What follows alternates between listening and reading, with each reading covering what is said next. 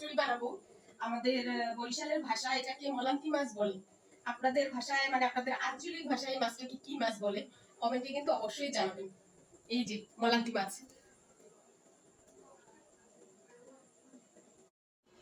আমি এই রেসিপিটাতে খুব কম মশলা ব্যবহার করব।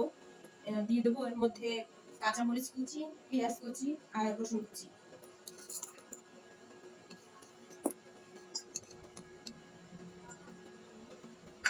এবার দিয়ে দেবো আলু কুচি, টমেটো কুচি।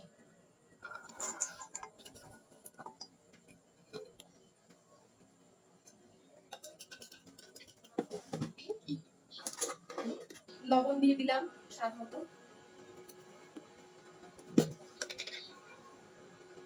হলুদের গুঁড়ো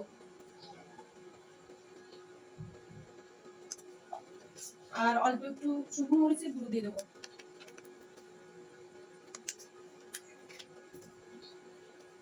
অনেক তেল দিয়ে দিলাম।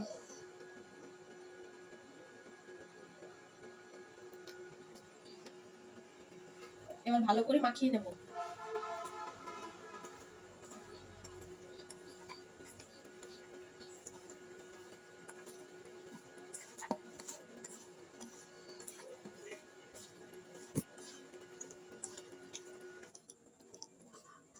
মাখানো হয়ে গেছে, এবার কড়াইতে তুলে দেবো।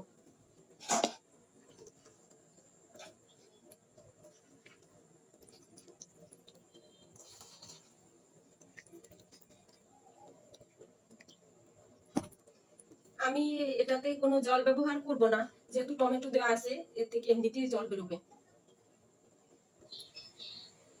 হয়ে গেছে, এবার চুলায় বসিয়ে দেবো।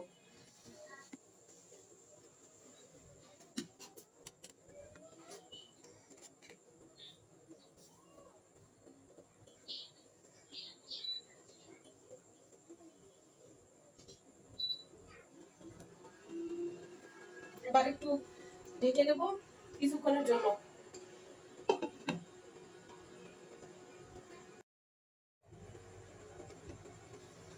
হয়ে গেছে, এবার অল্প একটু ভাজা জিরের গুঁড়ো দিয়ে নামিয়ে নেব।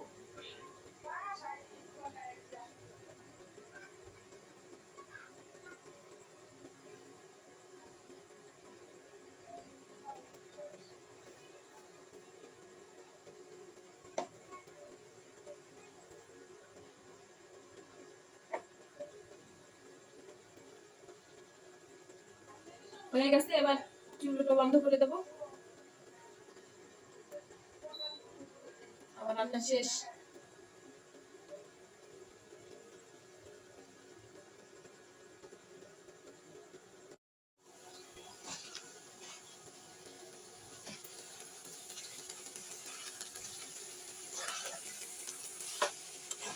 দেখুন একদমই জল নেই এতে, আর এটা খুব সুন্দরভাবে সেদ্ধ হয়েছে আশা করি। হ্যাঁ, খুব সুন্দরভাবে সেদ্ধ হয়ে গেছে এবং দারুণ সুন্দর একটা গন্ধ বেরোচ্ছে। মনে হয় খেতে খুব ভালোই হবে। যাই হোক, চাইলে আপনারাও বাড়িতে ট্রাই করতে পারেন। এটা খুব কম মশলায় রান্না এবং সিম্পল গ্রামের যে রান্নাগুলো হয় আর কি সেভাবেই করা। তো কেমন লাগলো সবাই জানাবেন কমেন্টে। সবাই ভালো থাকুন, সুস্থ থাকুন। ধন্যবাদ।